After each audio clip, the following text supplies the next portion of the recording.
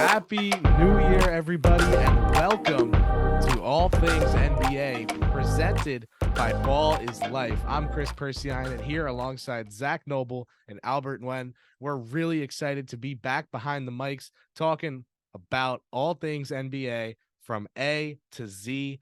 Let's do it, fellas. How are we? Great, man. Happy New Year's. Excited to be on. 2023 was awesome. But it's good to move on and ring in a new year, and I'm excited. I have a third kid on the way, so it's gonna be hands full in the next couple months here. So let's get it. Ooh, let's go, Al. Zach, you're not topping that news, but how are you? Oh no, that's amazing. So happy for you, man. He's just getting on my level, Kris. He's leveling up. I'm three and done. I struck out. No, it's all for the better, greater good of life, and it's been going well. So I'm excited to get these girls talking and moved in with my son at his school now. That just happened today. So you Nice, sound good congrats. though, Kris, and you're healthy, and I'm probably the sick one this show, but I was gonna all good. say no longer sick. 10K on Twitter. Been a good week for me. But yeah, no, thanks to everyone. Thanks to my co-host here at All Things NBA. It's been one hell of a way to close out the year with starting this show and this venture, and we're really thankful for everyone that tunes in. 2024, man. Well, everyone, it's the time of year for New Year's resolutions. The gym fills up.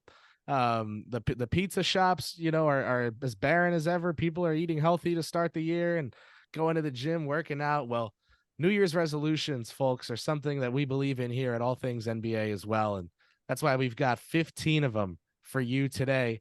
It's the Eastern Conference's turn to hear what their New Year's resolutions are. And we are going to be talking about what teams can be doing now to the rest of the season to improve. Before we get to today's episode concept, though, we do have a trade to announce. The Knicks love beating the trade deadline and getting some deal done in always like December or January that shakes up the NBA landscape. So OG Anunoby is a New York Knickerbocker.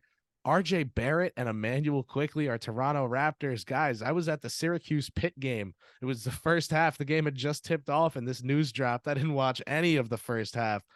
Where were you guys when this happened? What was your reaction? It wasn't as groundbreaking as like a James Harden trade or anything like that. Paul George being dealt. Everyone knows James y- Harden gets traded at the start of every season. That's not groundbreaking.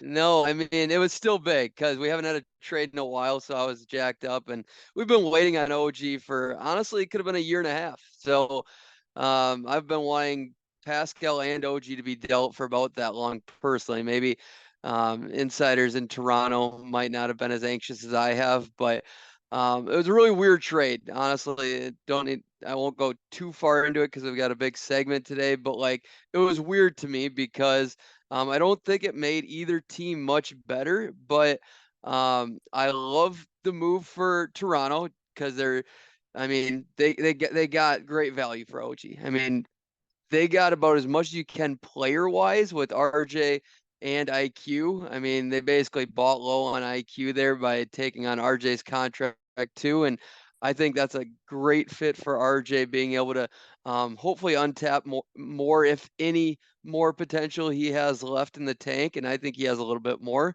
I think the fit's a little better there usage wise. And especially with Pascal heading out the door, I think he does. With or without Pascal, the opportunity is bigger for RJ.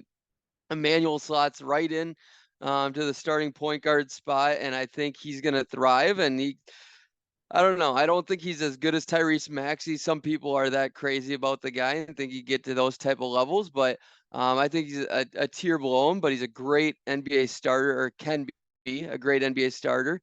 It's just what's his playmaking, passing ability in that team. But the great news is you have Scotty Barnes there too to help with that.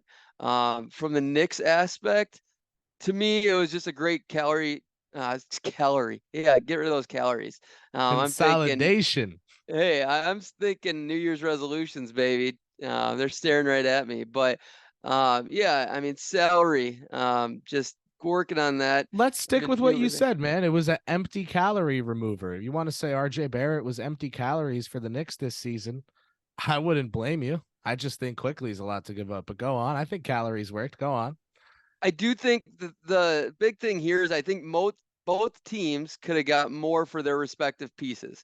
I think OG could have been a part of a much bigger deal for a better player, and I think IQ and RJ Barrett could have been a part of a bigger package as well. It still might work out for both teams because RJ could be that, I mean, sell low somewhat, even though OG's valued on every single team in the league. He's one of, I don't know, maybe 20 to 30 guys in the league that every single team needs OG Anunoby at $18 million a year.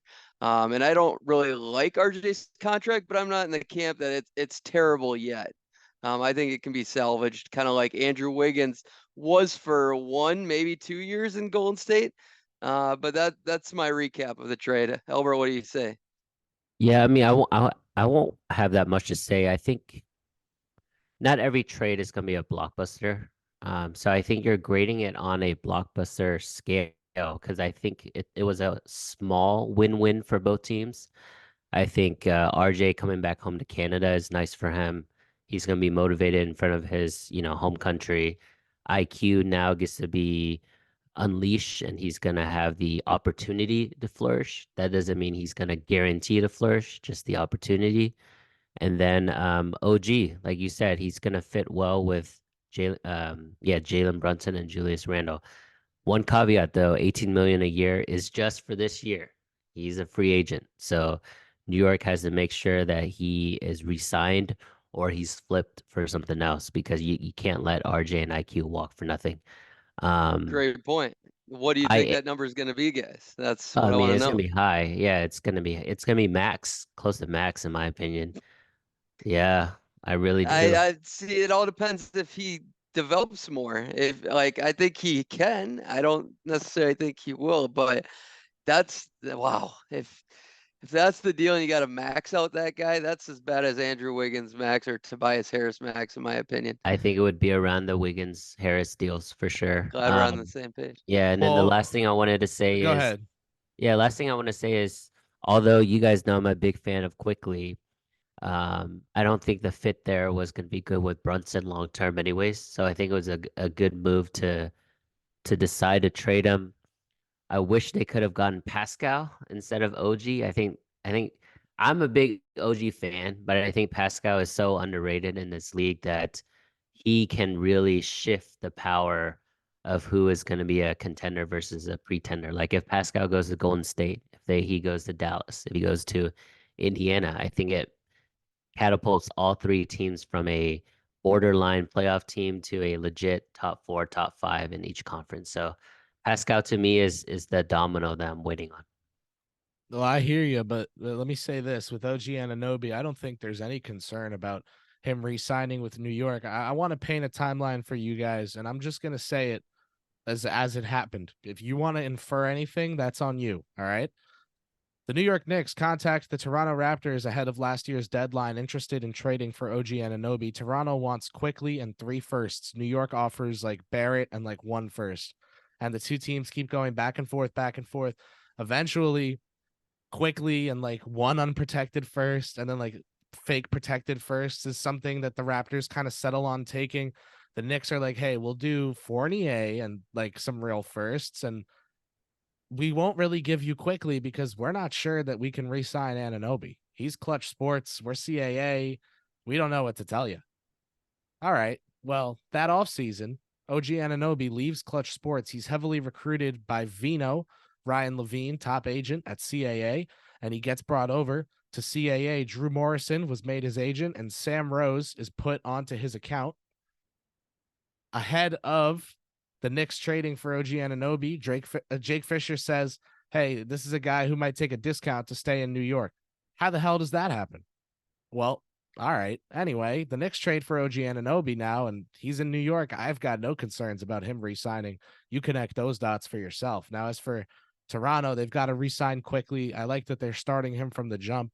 They're trying to sell him on, hey, we plucked you out of there to make you into something on the next level. And I think that confidence will help him play like that. As for Barrett, I think he was the salary filler in this deal. If he pans out, great. If he doesn't, well, the Raptors aren't planning on being good in the next couple of years anyway. Just see how he works between IQ and between Barnes. You trade Pascal to Dallas or to a team that's willing to pay up for him. I know Albert would be happy if the Mavericks got him, and you leave it like that. If you're Toronto, you go quickly, Barrett, Barnes, and whatever pieces you get back for Siakam, and you just build up those draft picks. You get Grady Dick on P90X, and you got him on a special treatment for his body, and you just build together your core, get more shooting in. The Raptors were a team that we diagnosed as not having enough shooting from before the season started. Now Emmanuel quickly plays for him. So it's a little bit different. I like the trade for New York. I like the trade for Toronto. I can see the Knicks moving for Malcolm Brogdon before the deadline, smoothing things out with Clutch Sports, moving for either DeJounte Murray, Malcolm Brogdon, or Jordan Clarkson. One of those three Clutch Sports clients, if I had to guess, it would be Brogdon. They trade for him. He upholds the bench unit for the rest of the season, and then they take that Brogdon salary, combine it with a Quentin Grimes, a Deuce McBride, and 3 first-round picks, or Brogdon, Mitch Robinson, and 3 first-round picks, and that's how they go get Joel Embiid this summer. That's my big swing guess for the Knicks, and that's how the Anunoby trade factors in. Now, guys, let's No, get I to our love New that, Year's man. resolutions. I love the timeline. I would love DeJounte Murray there. I think him or Brogdon could help boost him a little bit. But last thing I want to say is Emmanuel Quickly's numbers per 36 right now are comparable to like Anthony Edwards or Tyrese Maxey of last year. Yeah, no, he's really good at basketball on both ends of the floor. He's 6'3" with a 6'9" wingspan.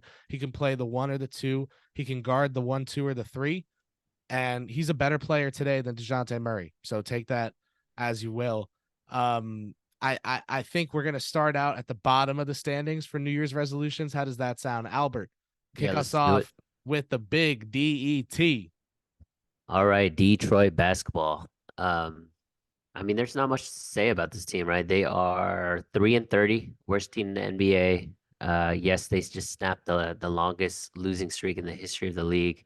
Super embarrassing. I guess my New Year's resolution for them, I know it's early. I know the players are still young and developing, but it's time to blow it up and bring in some vets to build around Cade. So New Year's resolution is let's blow it up. Roy Weaver, shout out that roster construction. I've been telling you guys since the offseason. Trim the fat. They are going to be the worst team in the East, and here we are. They are one of the worst teams of all time. God bless America. Well, speaking of one of the worst teams of all time, the Washington Wizards this season are playing what some call basketball, and I think that they are another team that needs to switch things up. Before they do that, though, look inward.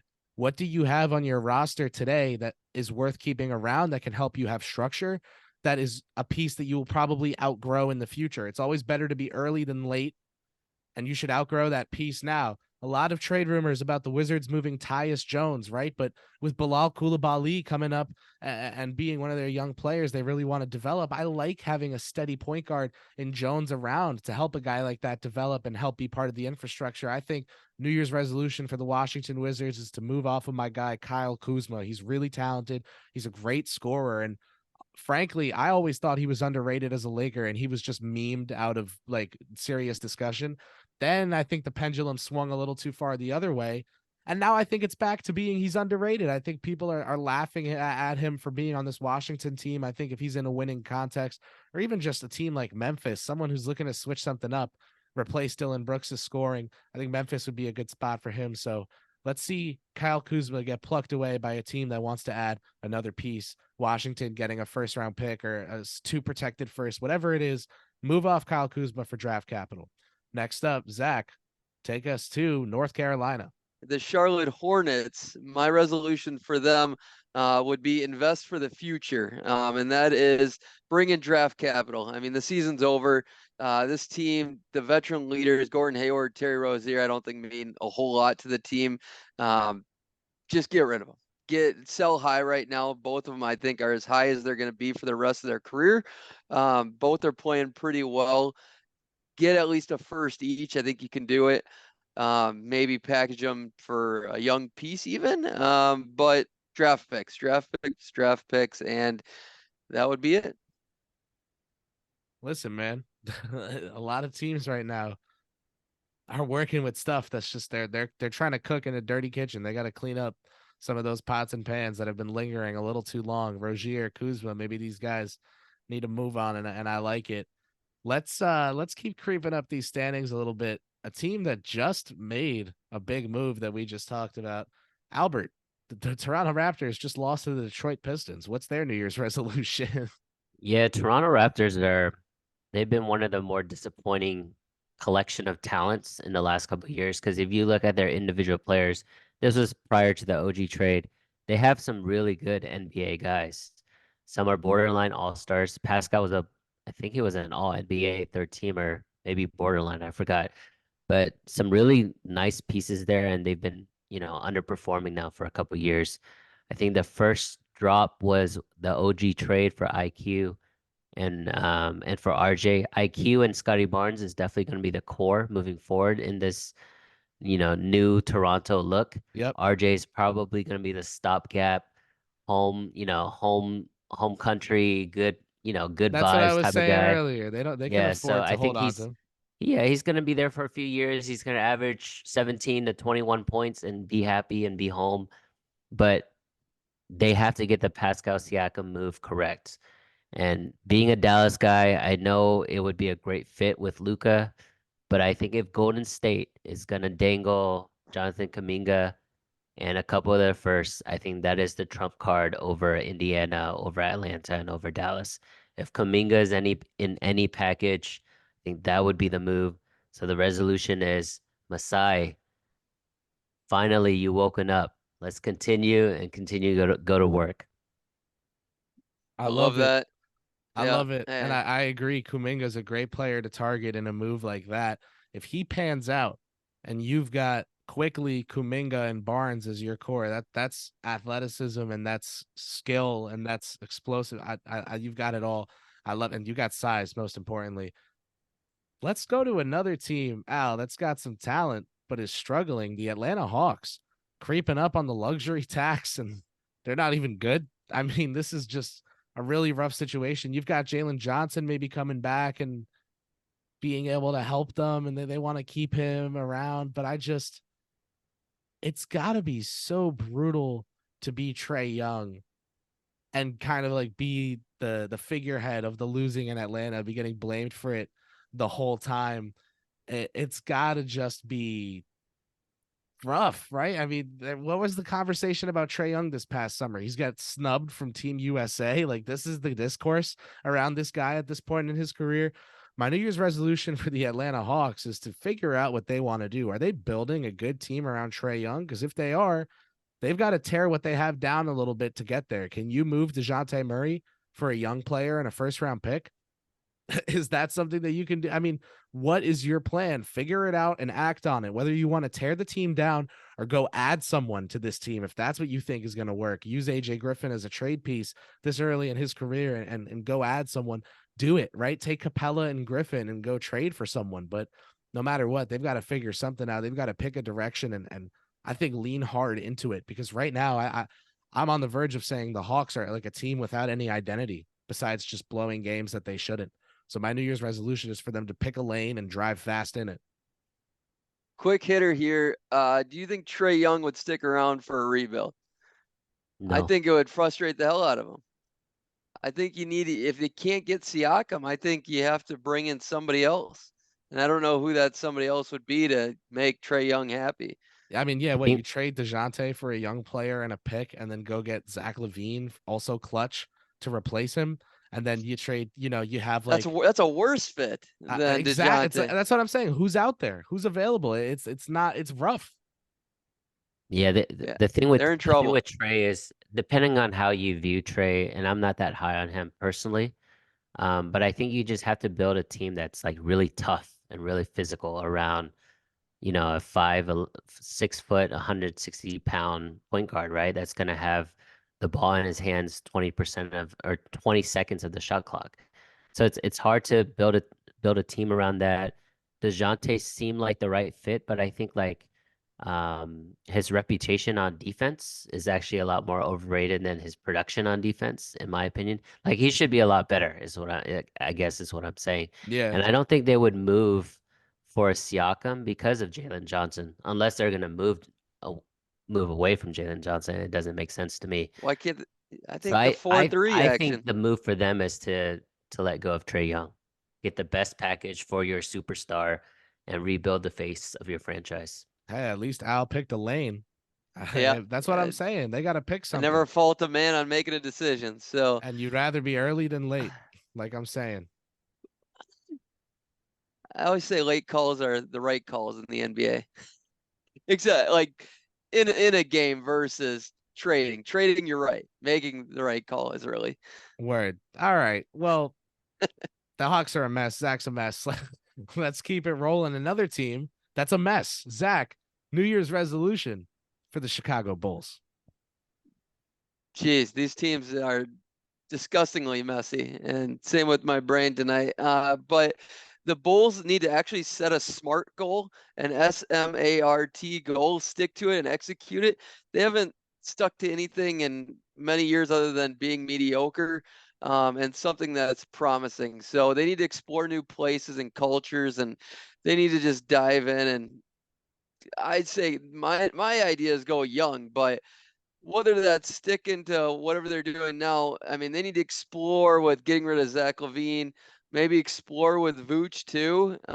If you're really tied to DeMar DeRozan or Vooch because the front office connection, they just got to pick a goal, stick to it, and see it play out. I mean, listen, what are you looking to move Levine for? We talked about this on the other episode. Is it changed?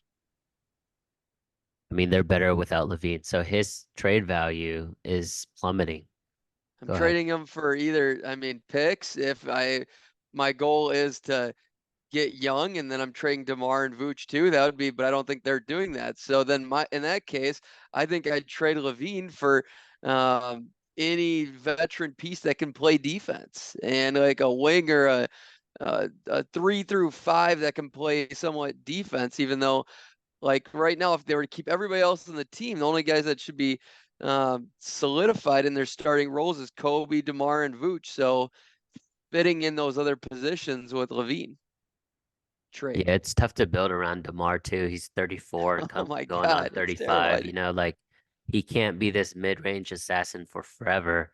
Um, I think they need to bottom out. That's my lane for Chicago Bulls.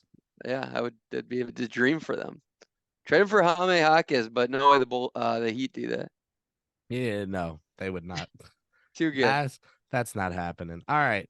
Well, listen, next up is a team that we've talked about before on this show as maybe in line for a move or two. Will they pay Cam Thomas? I don't know. Al, talk to us about the Brooklyn Nets. What do they need to do?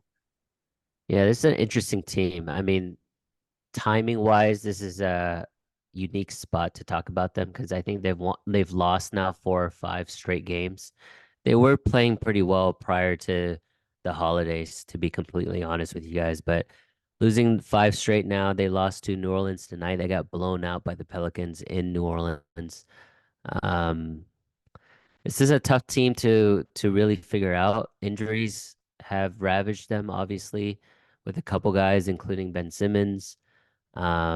I like a lot of the pieces on this team, right? You have Cam, you have Mikal, you have Dorian Finney-Smith, Spencer Dinwiddie. Like all these guys are definitely NBA caliber players, just not a team right now. So I know we're talking through every team and we're telling them, hey, they should trade for that or they should, get off of this guy, but it's hard. Because I think Cam and Mikal is a great two-way, tandem, but they're 2 and 3. They're not the number one option. They are one number one option away from being really good. So New Year's resolution is trade players 4 through 10 for your number one option. That would be nice, wouldn't it? I mean, that their store of draft picks, people act like the Nets have surplus picks because of the Durant trade, but remember that just replaced the picks they sent to Houston for James Harden. So they're in a tough spot, Brooklyn, and they don't have their own pick this year. So it's kind of interesting at best. Yeah, we'll see. Next up, the Cleveland Cavaliers. This is a this is one hell of a team to talk about in this context because I mean Garland and Mobley getting hurt really kind of derailed the course of their season, at least put some twists and turns in it that they were not expecting. I don't know that just looking at this team that the answer is just, oh, move this guy, move this guy. I mean, this is a team that needs to look within itself and play like it has an identity. That they still, to me, and they did this last season, played like a team that was a collection of talent. You know, played like a team that was a couple good guys getting together, and they got some solid. This year, Max Strus has been really good for them, right? And he's been a really good passer for them.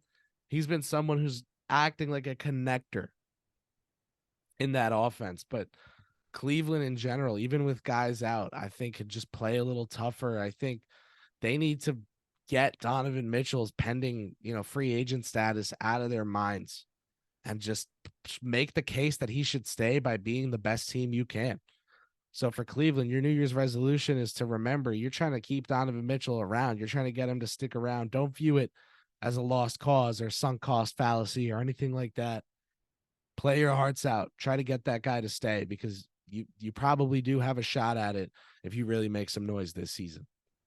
The crazy thing about Cleveland is their ball movement is slightly better this year, but their 3-point shooting is down. And I thought it would go up this year with Max Strus coming in and brought in one other piece. I'm blanking on that I thought would help the 3-point shooting, but it mostly Garland being out, I think, has hurt that, and Mobley not really improving his 3-point shot has hurt that.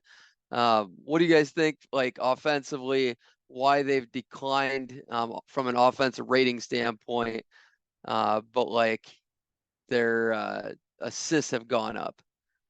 Yeah, I think injuries do have a big part in this on this team. They also started really slowly. So some of the stats, 33 games in is going to be a little inflated because of the slow start. For example, they've actually been playing really good defense as of late. I think they're like seventh or eighth in adjusted defensive rating after a terrible 2-3, first weeks there. So the thing is, like Cleveland, when I look at them geometrically, Darius Garland, Donovan Mitchell, Okoro would be my three, four, and then it would be Mobley and Allen. Like that should be a five that you can go to war with in a playoff series.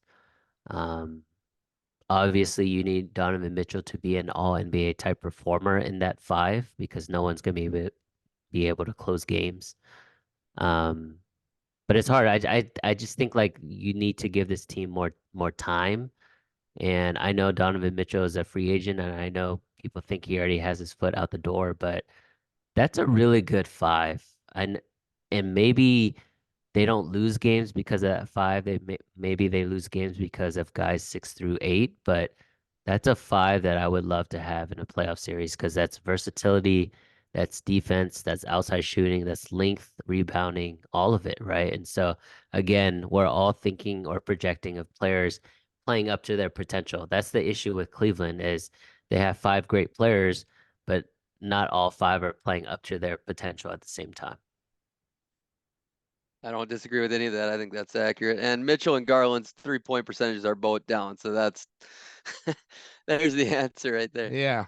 And it's the degree of difficulty on the shots they're taking too. Like Donovan does take a lot of tough threes and makes a lot of tough threes, but playing a little more cohesively and optimizing those shots, I think, is really important. Zach, you got a team next up that I'm quite familiar with. The New York Knicks is just there for OG Anunoby's first game. Talk to us about New York. They just made a trade. What do you got? Oh, okay. I switched the Knicks and the Magic around. But the Knicks need to just keep trimming the fat, I think, and just figure out how to get down to that 7% body fat. They started with RJ's contract, and really that 7% stands for as many players as Tibbs wants to play. But what would you just give the Knicks thoughts before we came on today? They said they want to add a player at the deadline who helps with shot creation and is on a contract that current teams value, but can't because of the luxury tax. Add a player in the summer who will ask out after playoff disappointment. So, I mean, it's when I talk about trimming the fat, it's all about salary.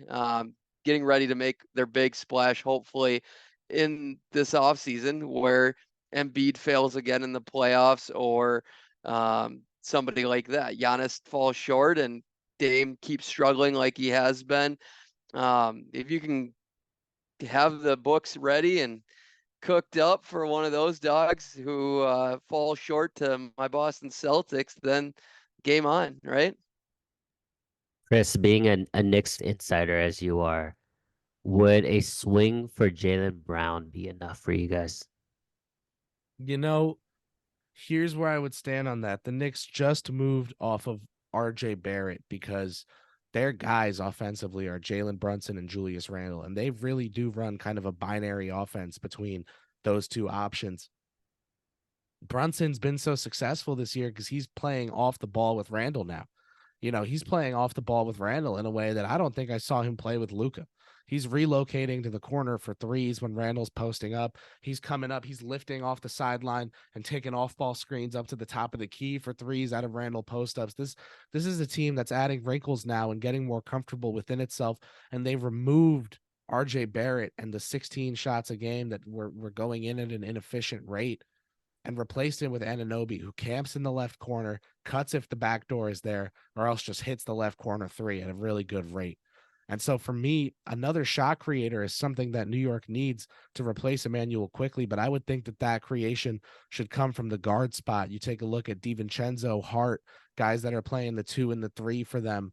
And you look around, like I said, at some clutch sports clients, Jordan Clarkson, Malcolm Brogdon, DeJounte Murray, guys that might want new homes before the deadline. And the Knicks, looking to make a swing in the offseason, might want to flip a clutch sports client to a team with, like, could they flip if they go for Donovan Mitchell? They put a clutch client with Darius Garland, who's a clutch client. They go for Embiid. They send the clutch client over to play with Tyrese Maxey, who's with clutch. Like it kind of all works out if they go after someone like Brogdon, both politically and on the court for the NBA, standard. So I would think like a guard who can give them a little scoring or at least some playmaking, one of the two for that bench unit, just something on offense. It would be Yeah, the would be only the way reason to why I go. bring up a guy like Jaylen Brown is, we think about playoff disappointment and we think about the superstars. So Giannis in Milwaukee, Embiid in Philly, um, you know, maybe I don't know, Jimmy Buckets in Miami. We're thinking like the top tier guys. And so I just wanted to ask if we got the top of the second tier guys, I would think that be enough for the fan base? Lauri Markkinen, I think if they hadn't moved for Anunoby, Markkinen would have been a move that could have made them a top tier team. But he's better than Jaylen Brown to me. So it's So a different conversation.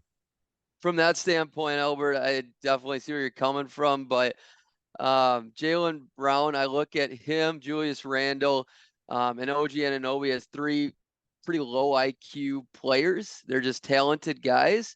And that's where I don't see it as a great fit. I mean, if Julius Randle's gone, then I love it. Then it's just like a little shittier version of Boston.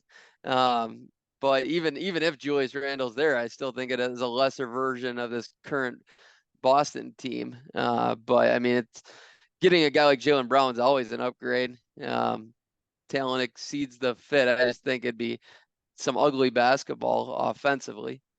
Yeah, I think for the most part people are low on Jaylen Brown. Like he can't I dribble. love him. I'm Yeah, he high on him. doesn't play make, but at the end of the day, the size, the athleticism, the ability to play defense, he doesn't do it all the time, but the ability to play defense made him an all NBA third teamer, right? That's facts there. So I think he's being a little underrated, even though he's getting paid a ton. He's better than Julius Randle, isn't he, Kris? I 100% think he is. Just because of playoffs. Jaylen Brown. Yes. Who you picking, Albert? Non-biased. Jalen Give Brown me or the guy Julius with the Randle? same game that's 3 inches taller. Same game. You're not necessarily wrong. I mean, I will say Julius has a little better playmaking ability.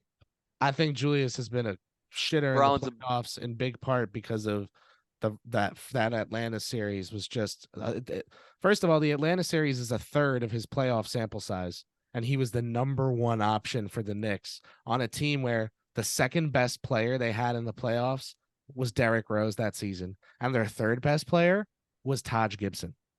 Let's erase yeah, that from that's history. That He that was get a game, couple a passes. second team all NBA that year, right? Great Julius. yeah, regular season player. and Great then regular season player. Brunson comes in, and he really struggles again as the number one option the next season. The book's out on him. The next year, Brunson comes in, boom, all NBA again, boom, all star. So it's like with Randall, I think now you give him a chance. Now he's got defensive help next to him at center and at small forward instead of Barrett, who was kind of rough on that end. Brunson's not good on defense, so the Knicks kind of had one bad defender too many, and it was really between Randall and Barrett. Who's going to get all the shots? Who gets to slow the shot clock down for isolation? Who gets to be the perimeter player that's bad on defense? And Randall was much better on the offensive end of the floor. Like every year they were on the same team. So Yeah, he won out. OG's defensive versality is going to cover up a lot of mistakes. And He the was cool boxing thing, out Gobert and getting yeah, rebounds yeah, that over was him in awesome. his first Knicks game. Like, And I know this It's is a little embarrassing. facetious, but removing RJ from that team, the defense, now they have to guard both hands, right? It's not like three dominant left-handers. It's a lot easier to guard, in my opinion. absolutely. Well, let's keep it moving on New Year's resolutions. And we're getting to the cream of the crop now, getting up the standings. And Albert, the Indiana Pacers are next up. Your New Year's resolution for Rick Carlisle's guys in Indy. Yeah, my New Year's resolution for them is lean into it. They have a historic offense with a historic, point guard leading the helm there and Tyrese Halliburton. I do think their record is a little inflated at 18 and 14. They're sixth seed in the East, props to them, but they are just outscoring everybody. They don't play any defense. So you're not going to fix their defense by trading for one or two players. It's just not going to happen. So lean into that offense, be the greatest show on turf, but now on the basketball court, right? So find one or two more elite shooters. You have a couple already, just find a couple more, and every player that you plug in is just going to be a sniper with Tyrese Halliburton. So try to outscore people by, 150, 130 every game. Yeah, take the blueprint of the Sacramento Kings of last year to make the playoffs. Just all offense, no defense, or the Dallas Mavericks from a few years ago. But this Pacers offense is literally the greatest offense per 100 possessions of all time. And of the 12th best ever, 10 of them are this year, which is insane from that statistic per 100 possessions. But with that said, I was pretty shocked how bad this defense is with Bruce Brown and Miles Turner. I vastly overrated those two guys. Thought they'd be much better. Yeah, Miles Turner is someone who I've always said is good, and I've always said also like gets by a little bit, kind of always having been on a not too great of a team. No one really pays too much attention. And yeah, he has games where he makes 7 threes in a game. So everyone's like, he's a stretch five. Do you know he gets closed out on about a third of the time? Like 67% of his threes are wide open, and it's on purpose. The defense is happy with him taking that shot. It's just a different way of looking at it, and I think it's interesting. So, love that on the Pacers, Zach, and I But I love do your think, I will resolution. say this. I still think Miles Turner is a great defender. He He just is. has decided not to be necessarily, Yeah, or and he that's looks, he can't, it's so hard to be the I one just great think defender on a team full of shit. when he and led the and league in it's blocks and per it's game, principle, right? It's team principles, team mindset, team personality. Like you can't be the Carlisle. record-breaking offense, but also play decent defense. All their attention is on offense. yeah, for sure. So it's tough. Caitlin Clark with the last second game winner against Michigan State as we're recording this, by Shout the out way. Kayla. 3 feet behind the 3-point line. So there's that. She's so nuts. She could play in the league, I think. I truly do. I truly believe it. We're gonna we Call me can crazy. we could do a whole episode about it one day about how like there straight up are women who could hang as like backup ones. But Just anyway, because the game's becoming a softer game and just it's well, it's shooting. space, I mean, spacing principles, penetration. shooting, it's skill, right? It's human fine motor skill. Offensively, they can play in the NBA. Defensively, that's a different story. Yeah, I mean, if You you we think of pl- the guys that are defensive turnstiles, I mean, players get hidden easily enough. Tyrese, Yeah. watch Tyrese Halliburton play defense. Come on. Hey, at least I didn't say it this time. It's usually Watch me. Damian Lillard The play defense. Miami Heat are next up. Miami, baby. Beautiful weather this time of year. Would wish I was there. Let's talk about their basketball team. My New Year's resolution. Everyone knows Miami is the sleeping giant, right? They just poke them and then they wake up and then they go and they make a playoff run. And this year they kind of don't look like they have that juice.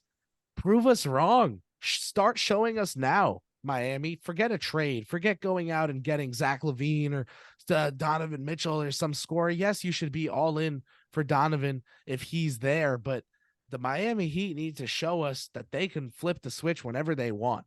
And they should flip it now because sooner than later, it's going to be too late. And they're going to be waiting on a next gear to kick in that they don't have. So whether it's getting and listen, if they start going all out and it's not enough, make a trade, right? But I think they've got some good pieces, and Jaquez really is a big time value add for them, not only with how little of the salary cap he takes up, but with how good he is today, just in a vacuum. So Miami, let's see you guys kick it into gear because I know you're the type of team that wants to show us in the playoffs that you can make it all year long, having been a sleeping giant and then just pop out and be super good. Don't waste our time this year. Show us you have it in you now because come playoff time, I'm not believing if I don't see it. Poke 'em and wake up. I love it. Line of the show right there. And Oh, brother. with that said, they're better than they were last year. I firmly believe that. But also, do we still think they're good enough to win it all? Because I didn't last year, even though they were super duper close. But I said, I mean, Denver was way better if they got Denver. It's all about matchup sort of thing. But I don't see a path where like Boston and Milwaukee are still much better. Albert, where can they? How can the Heat win with this team, even if they're better? I mean, Duncan Robinson's better this year. I'm a big Everybody. Jimmy Butler fan, but the reason Tyler why Hero's they're not going healthy. to win, yeah, the reason why they're not going to win a title, and it's not his fault, is he's just not in the same, sentence as the Giannis, Embiid, Jokic, Luka, in my opinion. He's just one step below. For sure. I hear you. Well, Bet. next up, Zach, is you with a team that is young, fun, and good. Forget, any of the mediocre stuff that we talked about heading into the season. This team is good this year. The Orlando Magic, very tall lineup, starting with Anthony Black, the 6'5" point guard, and just getting taller and taller from there as you go up the starting five. What do you got for us?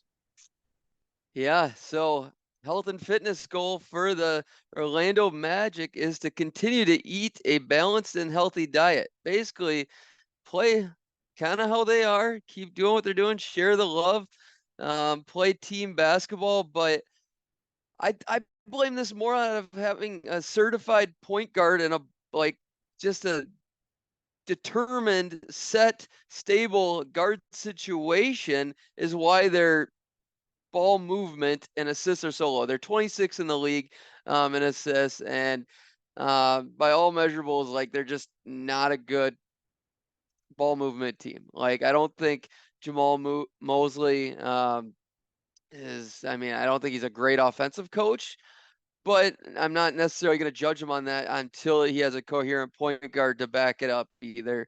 I do like Jalen Suggs. I just don't know if he's more of like a hybrid 1-2 yet, or he can be the guy that gets them to where they want to go in a second round type team. But yeah, so I would just say keep doing what you're doing and figure it out as time goes. Otherwise, lean into one of these dudes as more of a promoted point guard. I like it. Well, listen, guys, 3 teams left, the top 3, and it's no surprise that it's the teams that have Embiid, Giannis, and Tatum on them, or you want to say Embiid, Giannis, and Dame and Tatum, however you want to put it. Al, we're going to start with you with the Philadelphia 76ers. Yeah, let's not sleep on Tyrese Maxey too. So between Embiid and Maxey, you're getting 60 points a game from these two guys. I think Maxey, although this is his first year of like superstardom, really averaging 25 points, this is the deadliest 1-2 combo in the league. Woo, Two he's saying guys, the 60 words. points. That is insane production. And Embiid looks like he's even better than last year, which he won the MVP. With that being said, this team is all about, it's actually very similar to in New York. It's all about isolation. It's all about one-on-one. Um, they rank in the bottom in assists per game. Their leading assist guy is Tyrese Maxey at 6.5. That's a really nice number for a young player. So you know he can play make. But 6.5 assists is not going to be able to really, in my opinion, make a difference in the playoffs, right? Because at the end of the day, the Sixers are going to win a lot of games in a regular season. They're going to have a lot of success. And if their two guys remain healthy, they're going to finish in the top 3 seed in the East. Where success is for them is going to be how far they can go in the playoffs. Can they make it to the Eastern Conference Finals? I think so, man. I think they can beat Boston. I don't know if they can beat Milwaukee. I like Milwaukee right now, even though Dame is struggling. But New Year's resolution for Philadelphia is continue to control and take care of the ball. They are one of the best teams in the NBA in turnovers per game, and they just let their playmakers do the job. It's a very simple offense, which is interesting because it's Nick Nurse, but it's just Tyrese Maxey and Joel Embiid. I appreciate how you worded that, and a lot of Sixers fans get it quite twisted. Is this team actually had probably better ball movement last year? I mean, they were 16 assists last year. They're 23 right now in the league in assists currently. The difference is they're just playing faster. They have a lot more possessions. The pace is insane compared to where it was last year. It's night and day. 27th in the league in pace last year, and yes, Joel can do a lot of different things. He's a very versatile big man, and that's what makes him great and the all-time guy that he is. But yeah, I appreciate how you said that. I mean, listen, it's one of those situations to me where Jokic was being talked about as, oh, he puts up these stats and he never even makes the conference finals, or he never even whatever. He wins the chip. He's the best player in the world, right? And remember Giannis, everyone was talking about, oh, Giannis is Robin and Middleton is Batman. Yeah, Giannis put up 50 points to close out the Suns. All of a sudden, oh, Giannis is the best player. I think Embiid is just a chip away from being called the best player in the world. Oh, he's Jokic, but he gives you the defense. He's Giannis, but he's a rim protector and a playmaker. People will switch up as soon as he wins the ring. So it really just takes one run. Maybe Harden leaving the way he did was the motivation Philly needed. Kelly Oubre, what a signing for them at value bin, about the bargain bin, and you hope it holds up in the playoffs because it would be one heck of a story. But man, Philly, a lot for them, I think, to figure out too against these top flight teams in the league. The thing is, they're showing that they are one themselves, and that's important. For me, next up, my New Year's resolution has to be for the Milwaukee Bucks, and it's kind of simple for me, and it's just not. It's almost more off the court. It's like just get focused on a single goal of winning an NBA championship. Because when this team has played the Knicks like 4 times already this year. And so I've seen a lot of Milwaukee Bucks basketball this season. I watch every team in the NBA, but I also watch every single Knicks game because I'm a Knicks beat reporter, part of the gig. So I've seen more Milwaukee than any other team besides New York. I think that's a matter of fact. So, for me, this is a team that looks like one of the better offensive teams I've ever seen play in my life. Uh, and that is not always how they play. I think sometimes they get away from themselves. I think sometimes they want to prove a little more than they have to. I think sometimes they want to be seen as like the big bad in the league and not just up there with Boston, and it's tough, but my advice for them, my New Year's resolution for them is to just be who they are and show us how good they are. They don't know, what I said for Miami is to put the foot on the gas.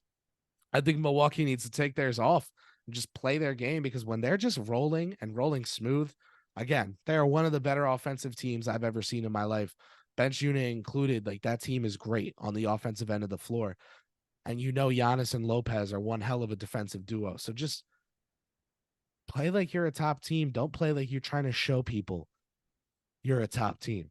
I don't have a trade that's a cure-all for them. I don't have a move that's a cure-all for them. Again, I think a lot of what, could Cleveland make a move? Could Cleveland move off of Mitchell? Sure, right? But that's a team that needs to just show him he has to stay. A lot of these teams that are near the top need to realize that it takes one injury to one of these teams that they're so scared of to have a path to a championship. Go get it. Yeah, one of the things about the Milwaukee Bucks is a lot of people think they're like this hot take team where they catch Dame on a shitty night going 2 for 18, or Dame going for 30 multiple nights in a row, and then that's how they're judging them. We'll just judge them by the overall picture, and they've been damn good and consistent all year. Offensively, they have been consistent. One thing that's been super impressive about these guys, their defense is getting better every week. They last week or 2 weeks ago, probably, they were bottom 5 defense. They're now number 18 overall, and I see them finishing round top 10. I really do. They have the depth, they have the pieces. It's just getting it done, and I think sticking to the process and learning their new coach.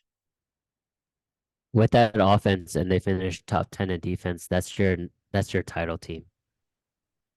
Fair. We're talking about It's the hard to champions, in my disagree with. opinion. Yes, I'm with you, Al. That I said before the But season. that's a big if. Top I 10 had defense is a I big said if. before the season I had Clippers Bucks, that Boston would be the 1 seed, but that Milwaukee would be the better team. All right, You let's get did. to I do Boston. recall that. Let's get to Boston. Speaking of, and who better to take us home on the Boston Celtics than one Mr. Zach Noble? Talk to us, baby. So their resolution is title or bust. I mean, it's very similar to the Milwaukee Bucks. I truly think there should only be 3 teams in the league that are title or bust, and that's Boston, Milwaukee, and Denver. Everybody else can have a great season and fall a little short. Call me crazy on that. I mean, people in Clipperland or the Lakers or Miami might disagree, but I just truly think from a talent perspective, depth, chemistry, the whole works. But Boston, I mean, maybe shore up that bench a little bit more. I do think they have what it takes, but I just think in case an injury, they need to figure out the bench. I don't know who that piece is. There's going to be a lot available. I think there's going to be a lot of moving parts because there are so many teams tanking this year. Whether they can go get a Gordon Hayward or Terry Rozier, that would be pretty cool to see one of those guys united back in Boston for a closing title run, but there's just some options.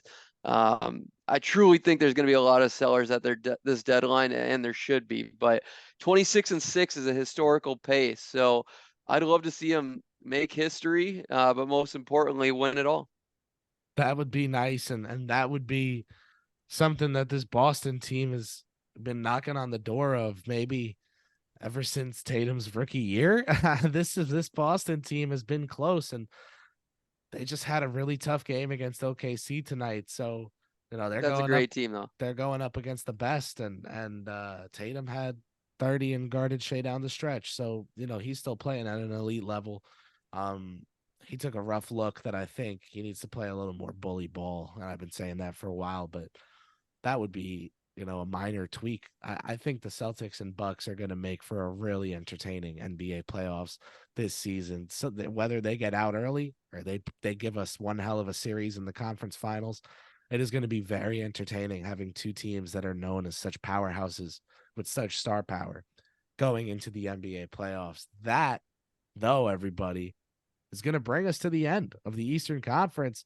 New Year's resolutions given out to all 15 teams. Call us Oprah because we're handing out free advice.